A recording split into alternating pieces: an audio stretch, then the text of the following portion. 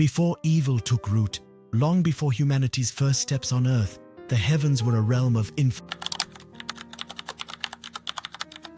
goodness.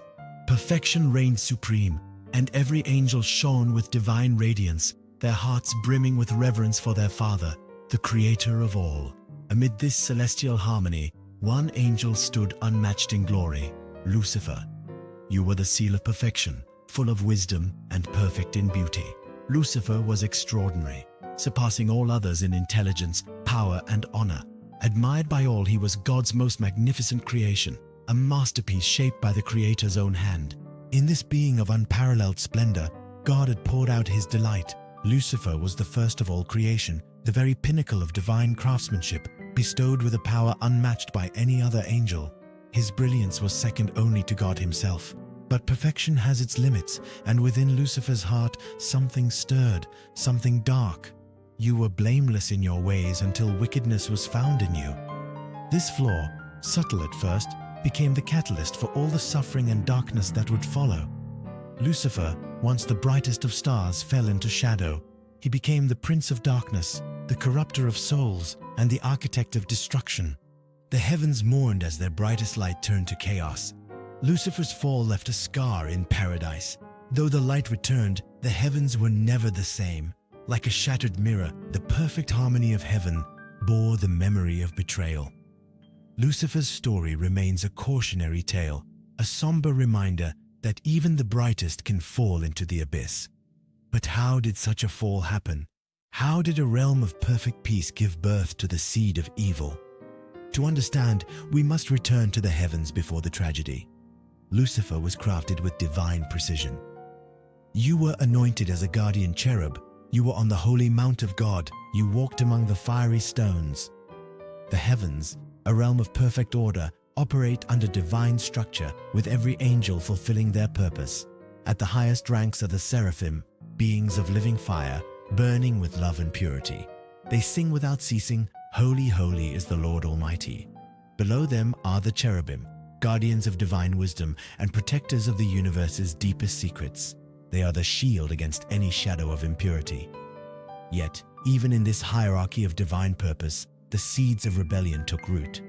What caused Lucifer, the guardian of light, to embrace darkness? What turned heaven's masterpiece into its greatest adversary?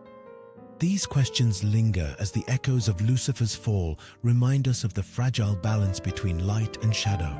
Closest to earth, the celestial hierarchy holds the archangels and angels. Archangels like Michael and Gabriel serve as divine messengers in moments of cosmic importance, warriors wielding the Creator's will with power and precision. Angels, meanwhile, stay near humanity, guardians of souls, guiding and protecting us from the encroachment of evil. In this divine order, God conceived something extraordinary. From his infinite wisdom and love, he created Lucifer, the morning star. You were the seal of perfection, full of wisdom and perfect in beauty. Lucifer wasn't merely beautiful, he was a leader, a luminary. His charisma was magnetic, drawing others to him. He inspired awe and commanded devotion. Among the seraphim and cherubim, Lucifer's words resonated deeply. Even Michael, the great warrior, admired his unmatched wisdom. Lucifer directed the heavenly choirs, orchestrating praise to the Creator with fervor and passion. His voice was a beacon, like fire piercing the night, guiding the angels in their songs and prayers. He walked with unmatched grace, and the heavens sang his glory as God's masterpiece. Yet, perfection carries its risks. God did not create evil, but Lucifer's brilliance became his undoing. Blinded by his own splendor, pride began to take root in his heart, a silent ember that grew into a consuming blaze. Your heart became proud on account of your beauty, and you corrupted your wisdom because of your splendor. The gifts that once made him the admiration of heaven became his downfall. His beauty, once revered, turned into a source of vanity. His wisdom, a light for others, became the tool of his destruction. Pride consumed him entirely. He craved more than admiration. He sought to surpass his Creator. In his heart he declared, "I will ascend to the heavens. I will raise my throne above the stars of God." And then the unthinkable happened. The heavens trembled, rebellion erupted, shattering peace like fragile glass. The order of paradise was torn asunder. In a chilling testimony, Jesus said, "I saw Satan fall like lightning from heaven." In an instant, Lucifer was cast down, expelled from the light that had been his home. His glory faded, and his splendor was swallowed by darkness.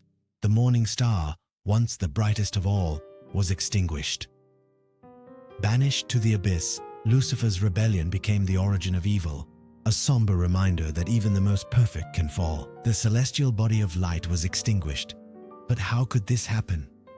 Lucifer, the enigma of the Holy Scriptures, remains a figure shrouded in mystery. Despite his immense influence over the world, his presence in sacred texts is surprisingly minimal. Why does a being with such profound impact appear so rarely in Scripture? To understand Lucifer's great celestial rebellion, one must first grasp this paradox. His character is mentioned only in fragments, scattered passages written in symbolic language. This narrative is drawn from the Bible, but also enriched by additional sources such as History of the Angelic World by Father José Antonio Fortea and writings by Saint Augustine. In these, Lucifer represents the desire to rise above his creator. Saint Augustine notes that Lucifer, blinded by his own radiance, sought equality with God and was exiled, a profound lesson for all eternity. The beginning of corruption. Lucifer's descent into darkness began subtly, almost imperceptibly, as a fleeting thought. In the silence of his mind, he wondered, what if my light could shine brighter? What if my glory didn't always need to serve another? These small, seemingly harmless questions were the seeds of his fall. They took root and began to grow, hidden within his thoughts. At first, heaven remained in perfect harmony. Yet something about Lucifer began to change, little by little. The spark within him became a quiet storm. His fellow angels began to notice his growing introspection, his distance from the unity they all shared. Gabriel, sensing the shift, approached him one day. "Lucifer, brother," Gabriel said gently, "what burden weighs on your heart? Your light seems restless." Lucifer turned to him, his eyes clouded with something unspoken. "There are things even we cannot understand, dear Gabriel," he replied, his tone enigmatic. Gabriel felt a chill, an unease creeping into his soul. Yet Lucifer quickly averted his gaze, unwilling to reveal the storm growing within him. The silent withdrawal. Over time, Lucifer began to neglect his duties. Once the leader of the heavenly choirs, grew silent. The other angels felt his absence like a missing star in the firmament. Where he had once stood with fervor in praise gatherings, he now attended half-heartedly, his gaze upward, filled with a mixture of pride and resentment. Heaven had rules, yes, but it was not bound by chains. God had given every angel the gift of free will, the freedom to love and serve. In their perfection, they could choose. And so, as Lucifer wrestled with the tension between his light and shadow, the angels around him began to sense the growing weight of his choice. Some, dazzled by his greatness, began to question their own paths. Others grew uneasy, sensing that a storm was brewing, a storm that would shake the very foundations of heaven. Lucifer's inner struggle was no longer invisible. The spark had become a fire, and the fire threatened to consume not only him, but the harmony of heaven itself. What would happen if this flame were unleashed? The answers lay in the events that would follow, the rebellion, the fall, and the eternal scar left on the heavens. The angels began to listen to Lucifer with new ears, their awe for him taking on a different hue. Silently, some followed him, drawn by a sense that his light might lead to a destiny beyond the one they had always known. One of the cherubim, noticing the shift in Lucifer, approached him cautiously.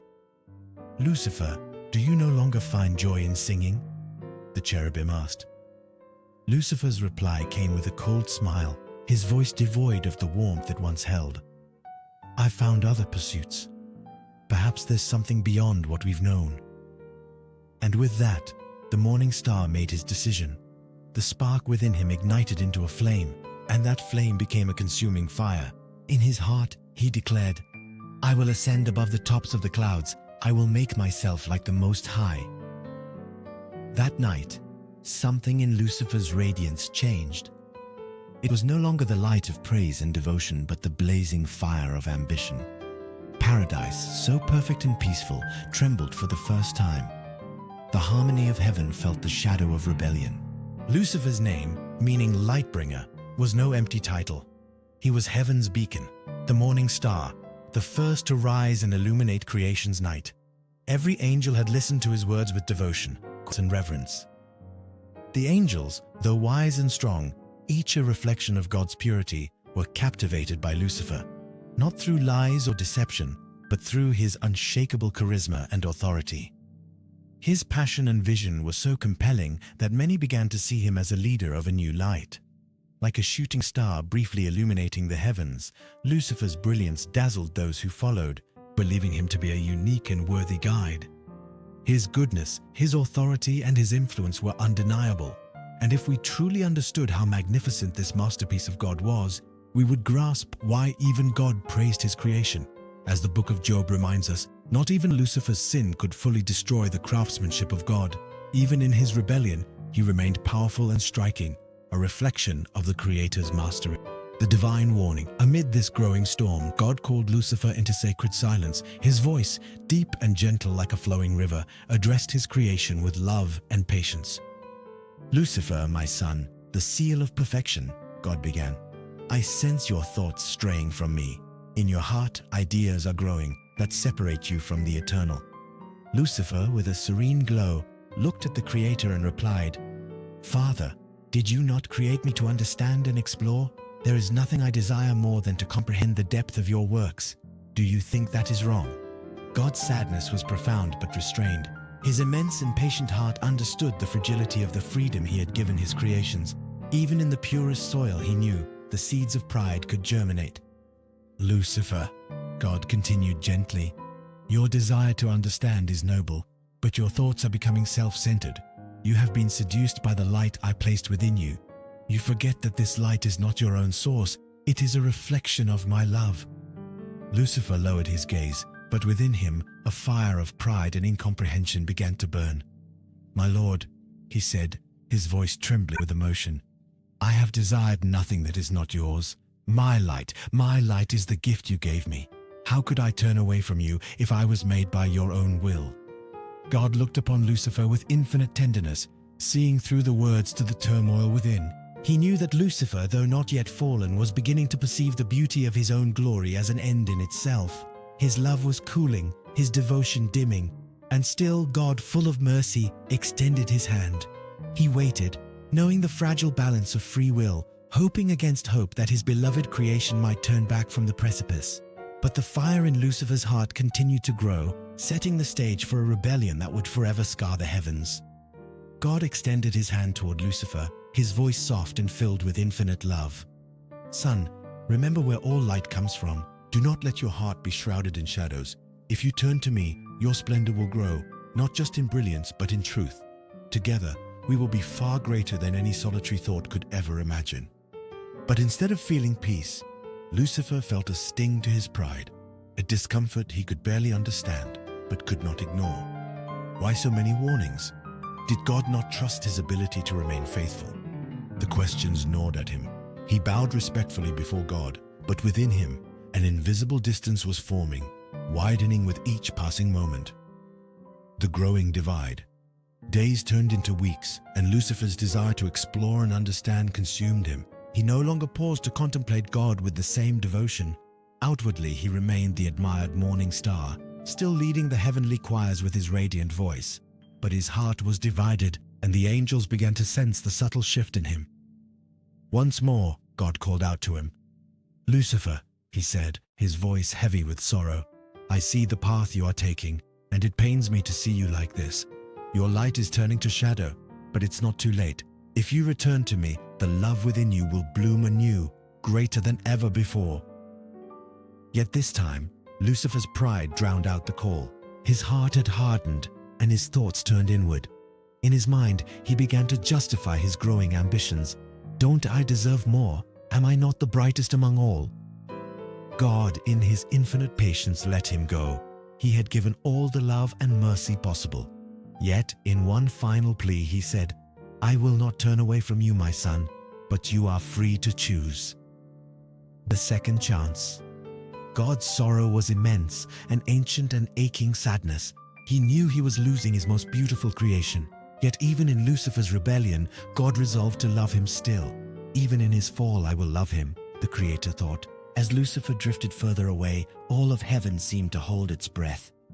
A great revelation was approaching, one that would test the loyalty of every celestial being, especially Lucifer. In his wisdom, God delayed the moment, hoping to give Lucifer time to prepare, to grow in humility, and to renew the loyalty in his heart. Once more, God spoke to him, his voice tender, yet filled with concern. "My son," he said gently, "a great revelation approaches. When it comes, the wind will be strong and the tension in your heart will feel like a storm tearing through the skies. You must prepare yourself. Root yourself in obedience, for the test will be great." Lucifer listened sincerely. He knelt before God, gazing up at him with devotion, his voice soft yet steady. "Father, whatever the test may be, I desire to obey your commands. I cannot promise I will be perfectly faithful, but I swear my desire is to be loyal. My heart still burns with your love." These words were not lies. From the depths of his soul, Lucifer genuinely desired to remain loyal. Yet, in a shadowed corner of his mind, the seed of pride continued to grow. "Am I not the one who shines most brightly?" he thought, silently feeding his belief in his uniqueness and superiority. Patience and mercy. God, in his boundless patience, gave Lucifer another chance. Once again, he postponed the revelation, allowing more time for Lucifer to seek humility and return to the light. "This test will not be easy," God warned him, his tone gentle but firm. "It will demand everything of you, but know that my love is unchanging and my hand is always extended toward you." Lucifer bowed once more, his radiance still shining outwardly, but within, the tension grew. As the appointed day of revelation drew nearer, the storm in his heart swelled, a battle between his genuine desire to serve and the insidious pride that sought to consume him. Heaven itself seemed to hold its breath, waiting for the moment that would change everything. "Even when it seems the wind carries you away, you must remember your origin, your essence. You must remember that all light comes from me," God's voice echoed, filled with profound love and warning. Lucifer's temptation mirrored the story that would later unfold in Eden, a paradise on earth reflecting heaven's harmony. There, God had given Adam and Eve everything, a sanctuary of peace and love. Yet, in the midst of the garden stood the tree of the knowledge of good and evil, a symbol of their freedom and ability to choose. The morning star, the son of dawn, turned his back on the light that gave him life, choosing instead to walk toward the shadow. The fragility of free will. Free will, the Creator's most precious gift, proved to be the most vulnerable point, both in Eden and in heaven. Pride opened the door to downfall. Perfect peace, the cornerstone of the celestial realm, was shattered.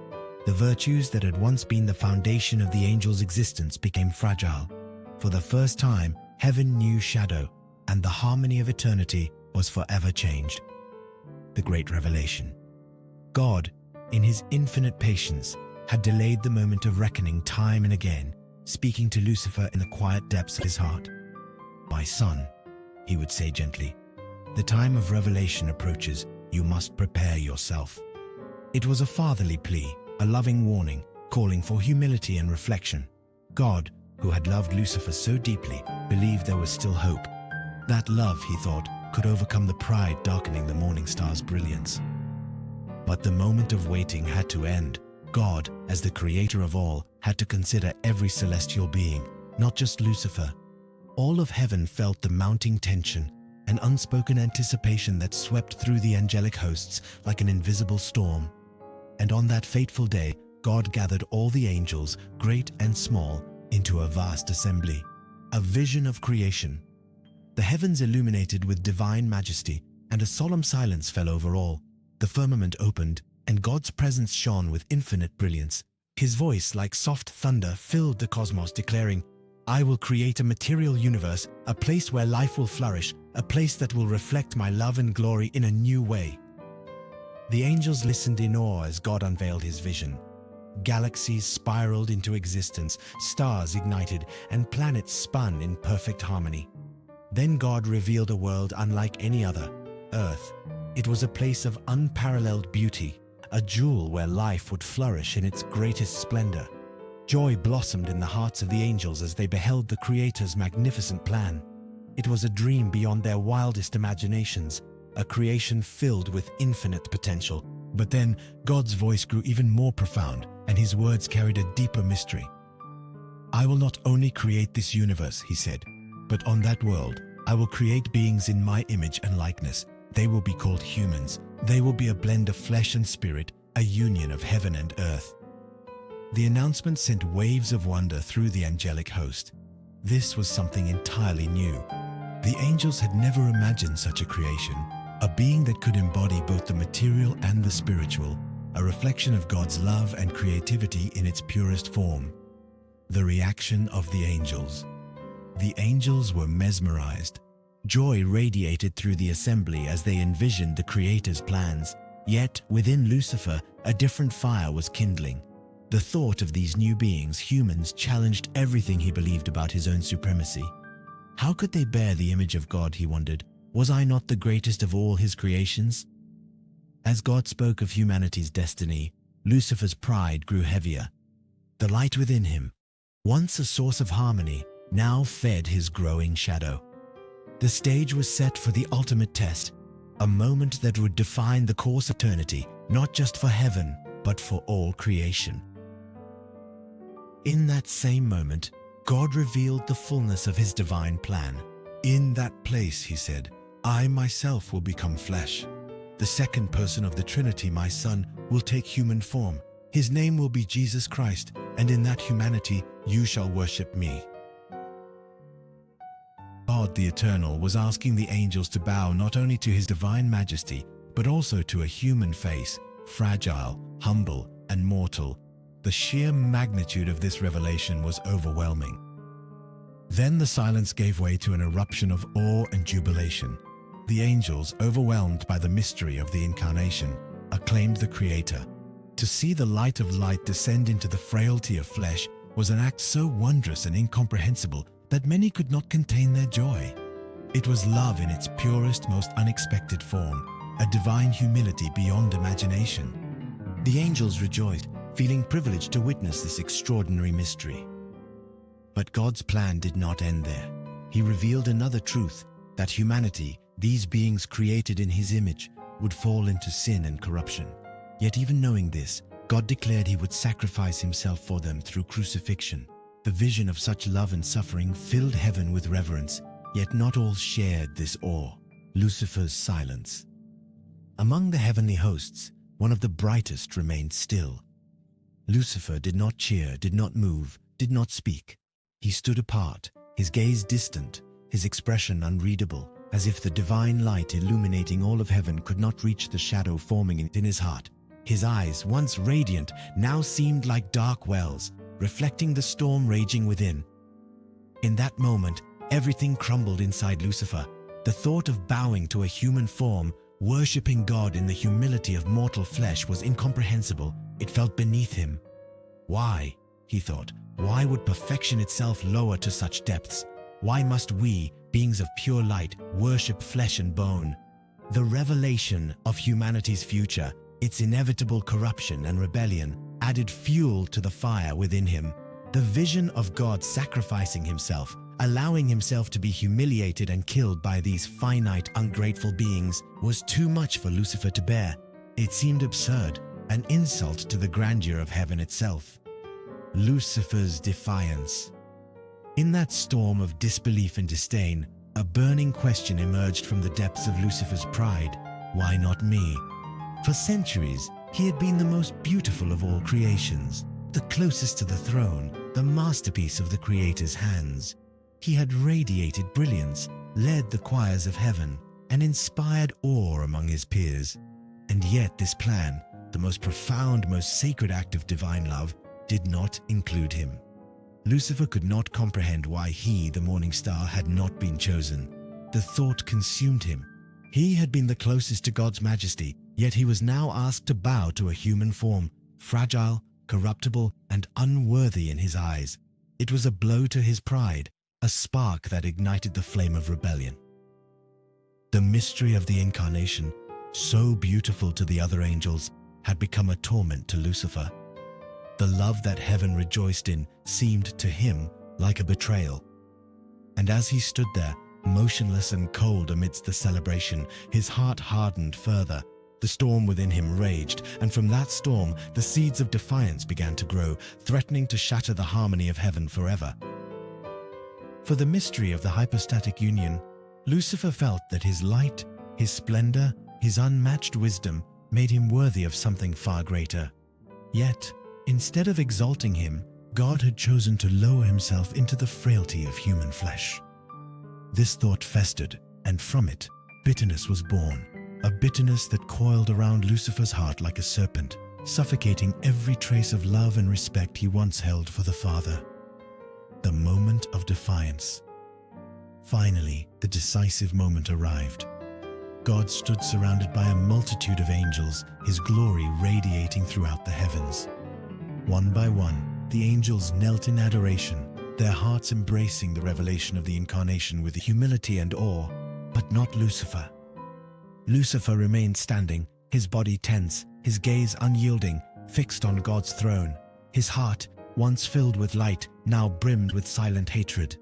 Slowly, he opened his lips, and in a voice devoid of emotion, uttered a single word, one that shattered the silence of heaven like thunder. No. The word echoed through the celestial realm, reverberating with defiance. God looked at him with infinite sadness and love, but Lucifer felt nothing but disdain. He took a deep breath, and this time, his voice rose with a force that shook the heavens. No. The second utterance was cold, sharp, and resolute, like the pronouncement of a king delivering judgment. The angels present trembled, unable to comprehend the scene before them. How could Lucifer, the purest and most beautiful among them, defy the Creator himself? How could he dare to disobey? The speech of rebellion. Lucifer turned his piercing gaze toward the assembly of angels. With terrifying calm and a voice charged with dark authority, he began to speak. "Don't you see?" he said, his tone heavy with persuasion. "This is a mistake. What God asks of us is absurd." His words, filled with a cunning logic, carried an unsettling power that penetrated the hearts of those who heard them. He asks us to worship an inferior form, to bend our knees before mortal flesh. This is not glory, it is humiliation. Are we not beings of light, reflections of divine perfection? How can we bow to something so fragile, so corruptible? The angels listened, their perfect harmony disturbed by the seeds of doubt sown by Lucifer's words. His voice, laden with dark wisdom, filled the celestial expanse. God asks the unacceptable of us, he continued, his tone growing sharper, more passionate. He would have us lower ourselves not in service to his glory, but in submission to a form far beneath our own. Is this the plan of a Creator who cherishes us? Each word, crafted with precision and veiled contempt, embedded itself in the hearts of the angels. For the first time, peace faltered in heaven. Doubt spread like a shadow, and the seeds of rebellion began to take root. The unraveling. Lucifer's speech was both intoxicating and horrifying.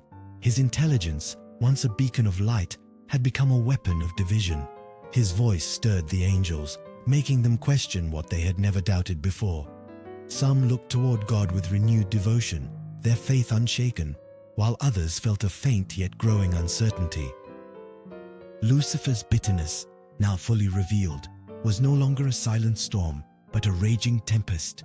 His refusal, his words, his defiance, all of it marked the beginning of the great rebellion that would forever scar the heavens. And though God's love and sorrow remained infinite, the moment of choice for the celestial host had begun. Heaven itself held its breath as eternity stood on the precipice of chaos. Lucifer continued with icy passion, his voice sharp and commanding. "We are not the ones who must accept this nonsense. It is God who has failed, who has taken a wrong path. Why should we bow to something beneath us? We who are made of pure light should occupy a higher place, not lower ourselves to worship beings of flesh and frailty." His words carried a cold logic, their persuasive power unsettling. The angels listened, bewildered.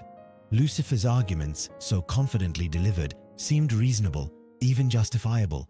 In some hearts, the seeds of rebellion began to take root, subtle yet insidious. Lucifer, with the charisma that had always been his greatest gift, looked at each angel individually, his face reflecting cold determination.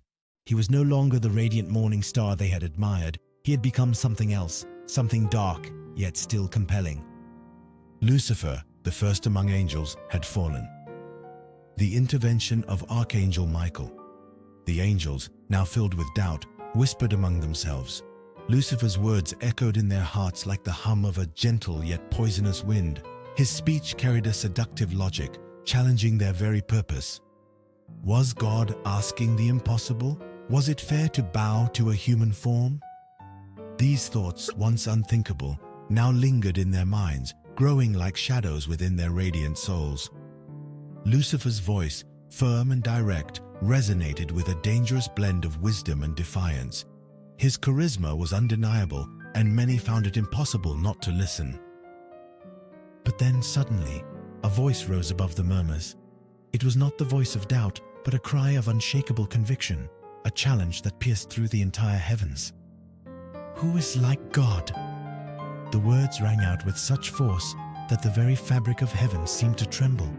The cry belonged to Michael, the small archangel, a being of lesser rank, but whose purity and unwavering devotion shone with incomparable strength.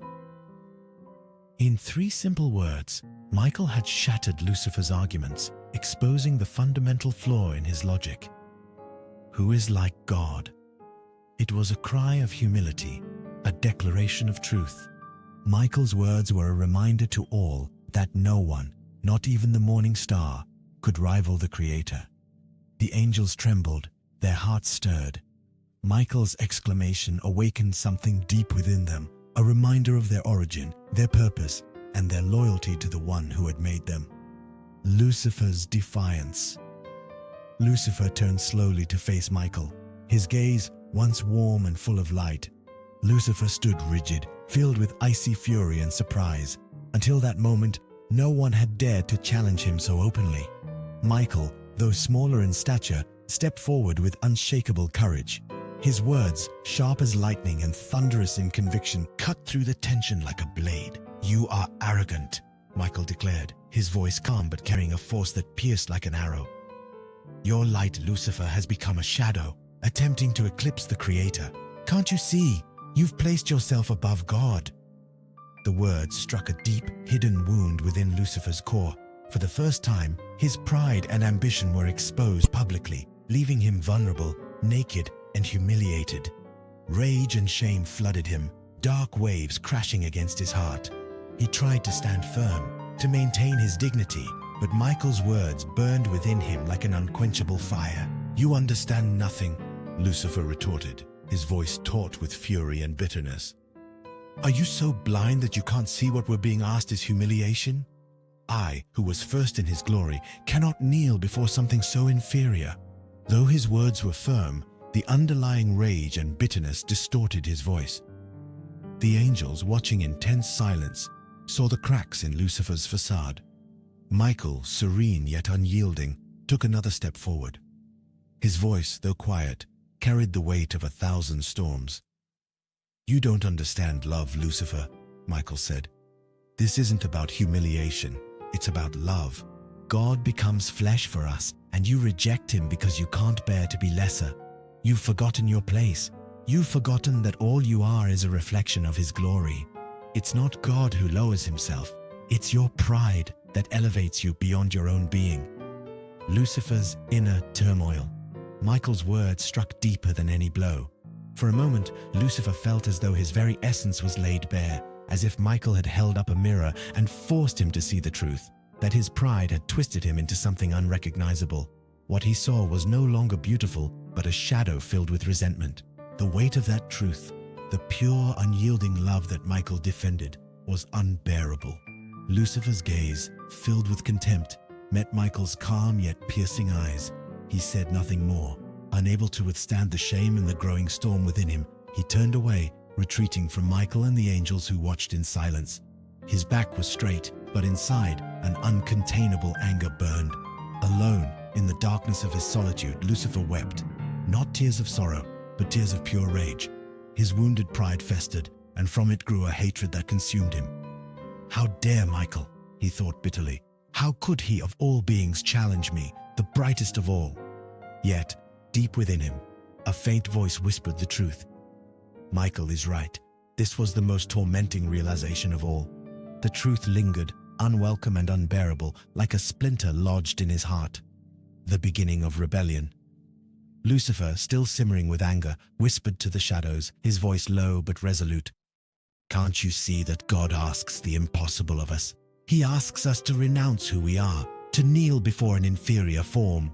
Why should we, beings of pure light, humble ourselves before something made of clay? Are we supposed to worship a crucified God, a broken body, bloodied, covered in wounds, suffering beyond measure? The bitterness in his words resonated with a dangerous allure. One by one, other angels began to listen, their minds caught by the logic and conviction in Lucifer's speech. Doubt crept into their once unshakable hearts. What if Lucifer is right? Could God truly ask this of us? Why should we bow before something so lowly? Lucifer's charisma, the gift that had once led the heavenly choirs in praise, now sowed rebellion. His gaze, intense and burning, bore into his brothers, and many felt a powerful truth in his words. Whispers of doubt spread like wildfire. What if God is not God? Some began to wonder. What if he is merely a greater angel, a more powerful Lucifer? The seed of rebellion had been planted. Lucifer's words, filled with defiance and dark wisdom, unsettled the celestial realm. Angels who had never questioned their purpose now found themselves grappling with doubt. Heaven, once a realm of perfect harmony, now felt the tremors of discord. Lucifer's rebellion had begun, and the light of heaven would never be the same again. Lucifer, emboldened by the flickers of doubt he saw in his brothers, pressed on with his rhetoric, his voice growing louder and more forceful.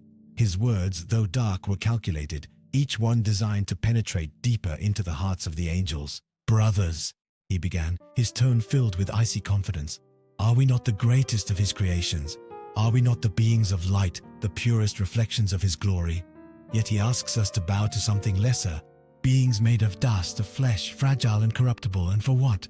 A plan that defies reason, that insults our very essence. Lucifer turned, his gaze sweeping over the assembly, locking eyes with angel after angel. Look at what he has asked of us, to worship not only him, but his fragile incarnation, to bow to weakness, to suffering. I say no. I say we were meant for more. Why should we, the radiant beings of heaven, lower ourselves? The angels murmured, their once steadfast hearts trembling under the weight of his arguments. The seeds of rebellion were sprouting, casting shadows over what was once a realm of pure light. The turning point. But then, Michael's voice cut through the darkness once again, a beacon of clarity in the growing chaos. Lucifer, he called out, stepping forward with unwavering courage. Do you hear yourself? You speak of light, of glory, yet your words are filled with shadow. You are not defending heaven, you are tearing it apart. Lucifer's expression twisted in fury. I am defending what is just, he spat. I am standing against humiliation and injustice. If that makes me the enemy, so be it. Michael's eyes, filled with both sadness and resolve, locked onto Lucifer. You claim to stand for justice, but you have forgotten the greatest truth of all, that love is the highest glory and humility the truest strength. You were created to shine, Lucifer, but not above the Creator. Lucifer laughed bitterly, the sound hollow and cold. Love? Strength? Your words are chains, Michael. Chains to bind us to a flawed plan, to a Creator who demands submission without question. I will not kneel. I will not serve. The dividing line. The heavens trembled as the conflict deepened. The angels who had followed Lucifer looked to him with loyalty and conviction, their own doubts fueling their defiance. Those who stood with Michael rallied around him, their hearts anchored by faith and humility. Lucifer turned to his followers, his voice rising with passion. This is the moment, my brothers, the moment we decide our destiny. Will you stand with me for freedom, for the truth, for what is right? Or will you bow to a flawed Creator, chaining yourselves to his unjust demands? The divide was stark now.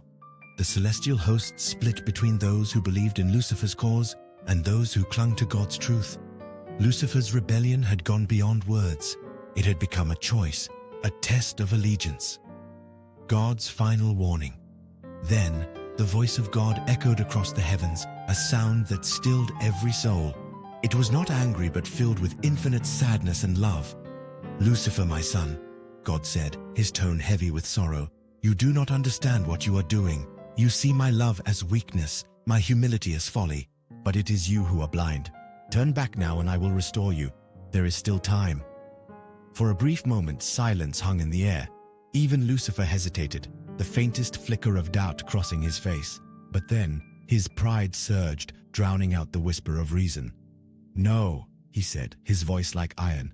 "I will not turn back. If this is your plan, then I reject it. If this is your will, then I will oppose it." God's sorrow deepened, but his resolve was firm. "Then you have made your choice, Lucifer, and so the time has come for heaven to decide." The clash of heaven. The skies erupted as light and shadow collided. Michael, now at the head of God's loyal angels, raised his voice with a cry that echoed through eternity. "Who is like God?" With those words, the heavenly hosts charged. The rebellion had begun, a battle that would shake the very foundations of heaven. Lucifer, now fully consumed by pride and hatred, led his followers with a ferocity born of desperation. The once harmonious heavens became a battlefield, the clash of wills manifesting in a storm of light and power. The battle raged on, the forces of loyalty and rebellion locked in a struggle that seemed unending. But amidst the chaos, Michael stood firm, his heart unshaken, his faith unyielding. He knew that the light of love and humility would prevail, for nothing could overcome the Creator's truth. And so, the war for heaven's soul began, a conflict born of pride, of rebellion, of the refusal to bow. It was the moment that would forever change the destiny of the cosmos, the beginning of a story that would echo through eternity. And so, with pride as his guide and rebellion as his weapon, Lucifer set into motion the great divide that would forever alter the harmony of heaven. His defiance, born of wounded pride and a refusal to embrace divine love, sowed seeds of doubt among the celestial hosts. The brilliance that once illuminated heaven became a shadow that cast ripples of discord across eternity. Yet, in his rebellion, Lucifer failed to see the profound truth Michael had spoken, that all glory, all light, and all love ultimately come from the Creator. The rebellion marked not just the fall of one angel, but a reminder for all creation. No being, no matter how exalted, could ever rival the infinite love, wisdom, and majesty of God. It was the beginning of a battle between light and shadow, one that continues to echo through time and eternity. Thank you for watching and joining us on this journey through the celestial realms and the story of Lucifer's rebellion. This tale is a reminder of the eternal struggle between light and darkness, pride and humility, and the power of free will. Stay tuned for more captivating stories, and don't forget to like, share, and subscribe for more. Until next time, may the light guide your path.